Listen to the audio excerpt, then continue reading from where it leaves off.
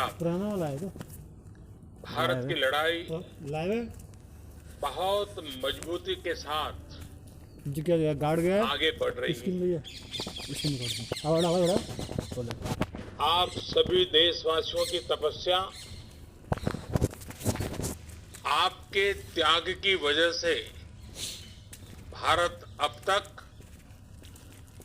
Corona से होने वाले नुकसान को काफी हद तक टालने में सफल रहा है। आप लोगों ने कष्ट सहकर भी अपने देश को बचाया है, हमारे इस भारतवर्ष को बचाया है। मैं जानता हूं आपको कितनी दिक्कतें आई हैं। किसी को खाने की परेशानी, किसी को आने जाने की परेशानी, कोई घर परिवार से दूर है। आप सबको आदरपूर्वक नमन करता हूं। हमारे संविधान में जिस we the people of India, we the people of India की शक्ति की बात कही गई है, यही तो है वो। बाबा साहब डॉक्टर भीमराव अंबेडकर जी की जन्म जयंती पर हम भारत के लोगों की तरफ से अपनी सामूहिक शक्ति का ये प्रदर्शन, ये संकल्प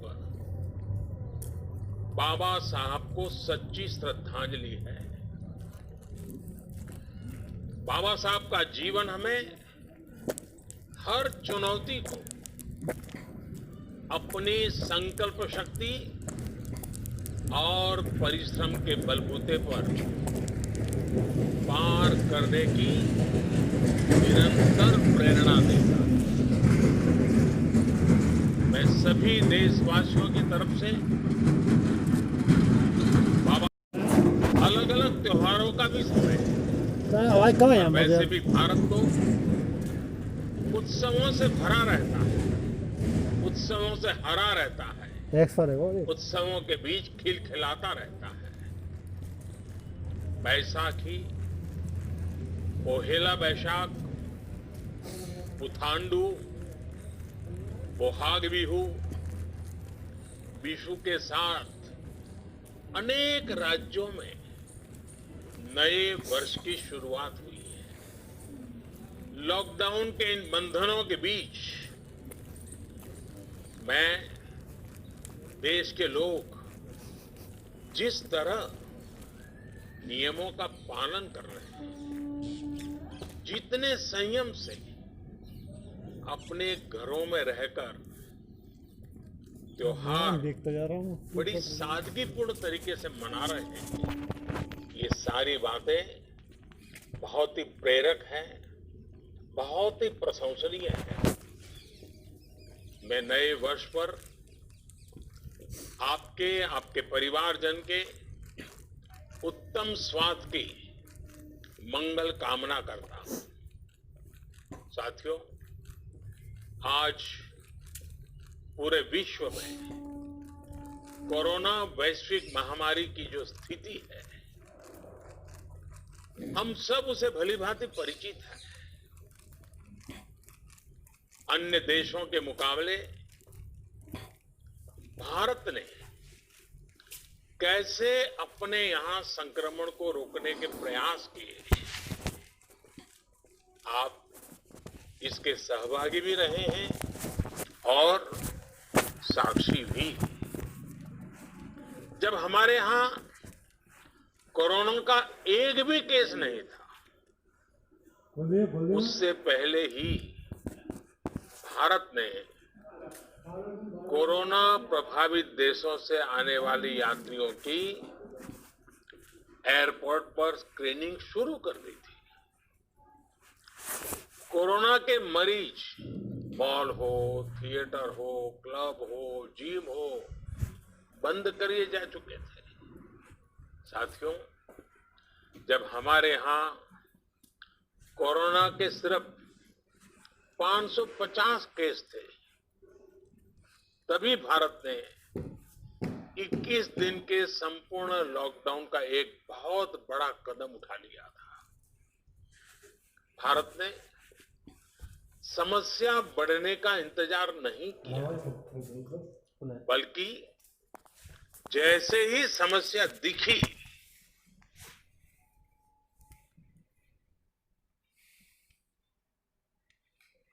यहाँ को नेट चलाओ।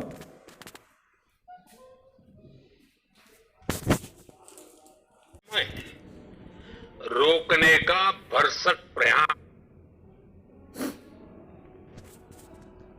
किया। साथियों, कौन सा न्यूज चल रहा है?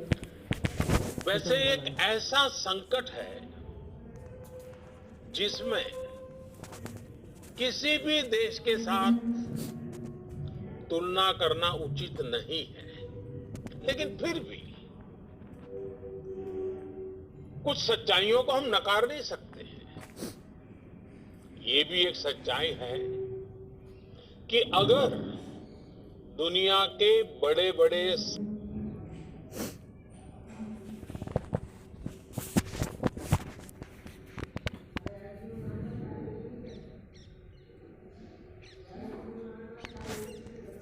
से जुड़े आंकड़े देखें तो उनकी तुलना में आज भारत बहुत संभली हुई स्थिति में है।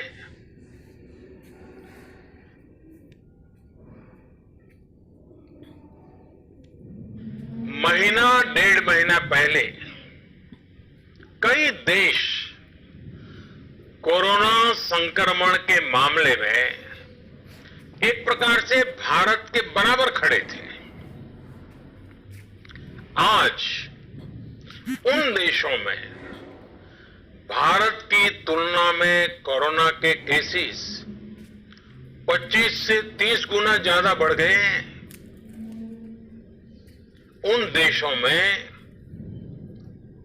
हजारों लोगों की दुखद मृत्यु हो चुकी है। भारत ने होलिस्टिक अप्रोच न अपनाई होती, इंटीग्रेटेड अप्रोच न अपनाई होती,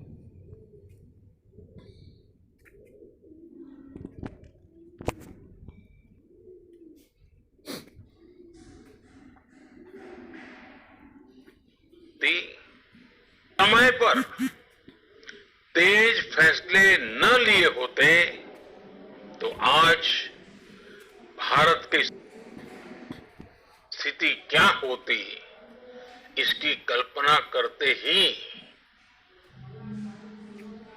रुए खड़े हो जाते हैं।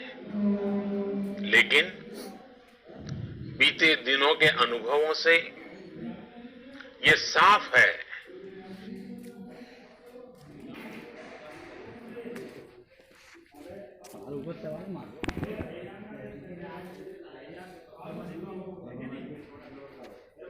कि हमने जो रास्ता चुना है आज की स्थिति में वही हमारे लिए सही है। सोशल डिस्टेंसिंग और लॉकडाउन का बहुत बड़ा लाभ देश को मिला है। अगर सिर्फ आर्थिक दृष्टि से देखें तो ये महंगा जरूर लगता है, बहुत बड़ी कीमत चुकानी पड़ी है, लेकिन भारतवासियों की जिंदगी के आगे इसकी कोई तुलना नहीं हो सकती। सीमित संसाधनों के बीच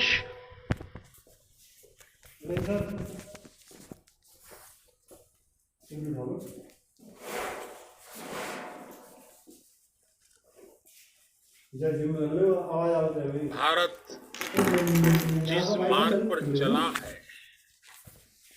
उस मार्ग की चर्चा आज दुनिया भर में होना बहुत स्वाभाविक है। देश की राज्य सरकारों ने भी स्थानीय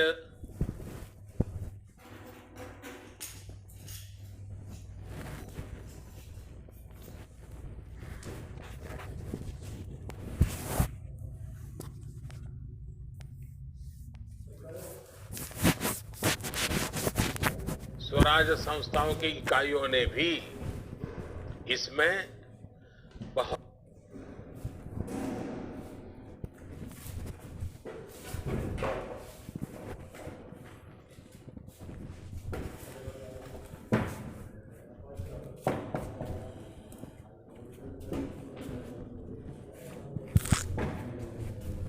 जिम्मेदारी के साथ काम किया है। 24 घंटे हर किसी ने अपना जीमा संभालने के लिए प्रयास किया है और हालत को संभाला भी है।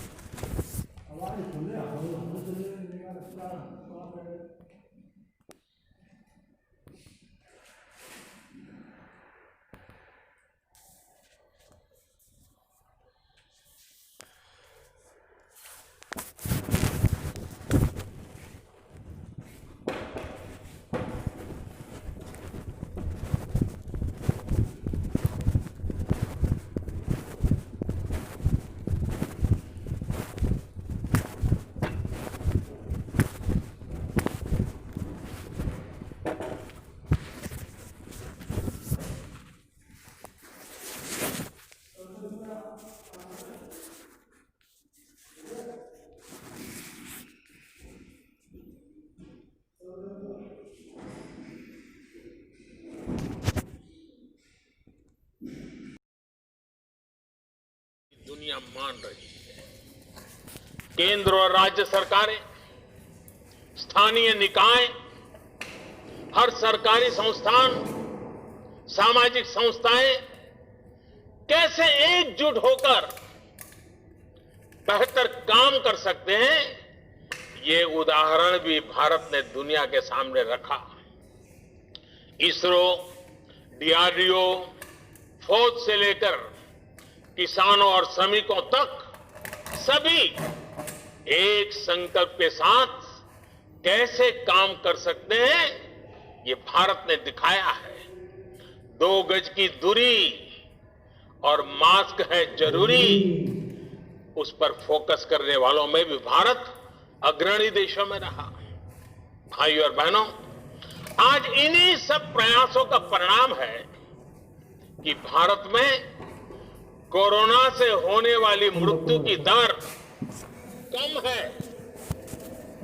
और ठीक होने वालों की दर बहुत अधिक है। देश के कई जिले ऐसे हैं जहां एक भी व्यक्ति को हमें कोरोना की वजह से खोना नहीं पड़ा। इन जिलों में हर व्यक्ति कोरोना से ठीक होने के बाद अपने घर पहुंचा है। बहुत से जिले ऐसे भी हैं जहां बीते 2 सप्ताह से कोरोना संक्रमण का एक भी केस नहीं आया है। जहां तक कि लॉकडाउन के से प्रभावित अर्थव्यवस्था की रिकवरी में भी भारत दुनिया में आगे निकल रहा है। भारत उन गिने चुने देशों में है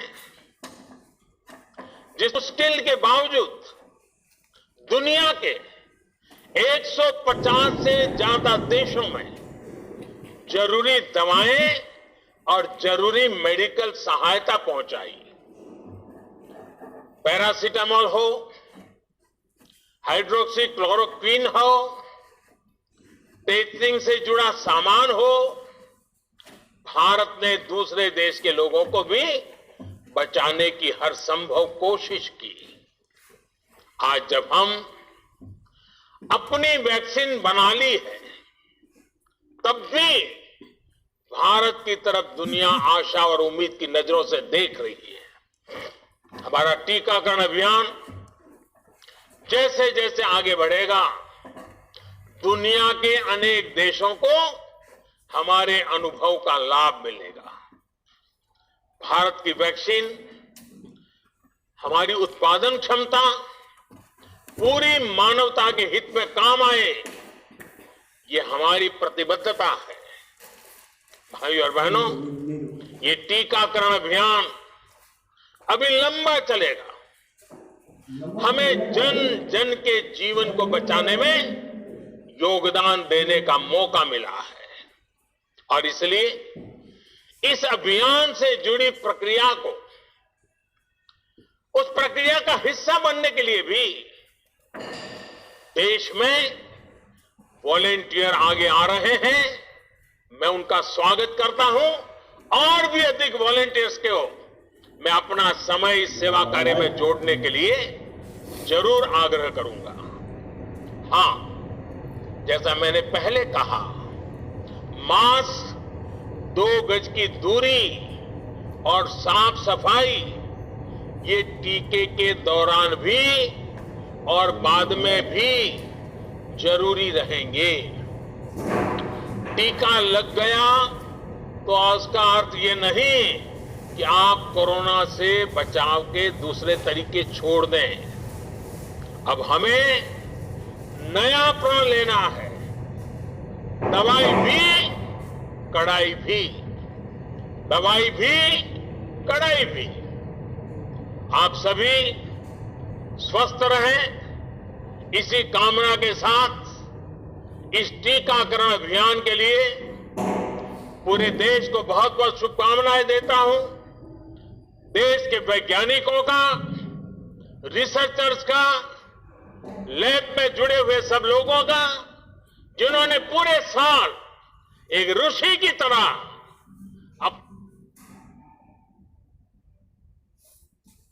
अपने लैब में जीवन खपा दिया और ये वैक्सीन देश और मानवता को दी है।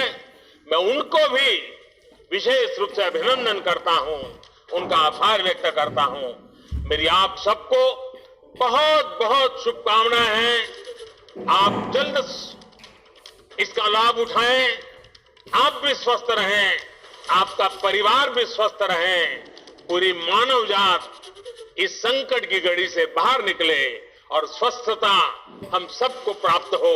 इसी एक कामना के साथ आप सबका बहुत बहुत धन्यवाद। नमस्कार।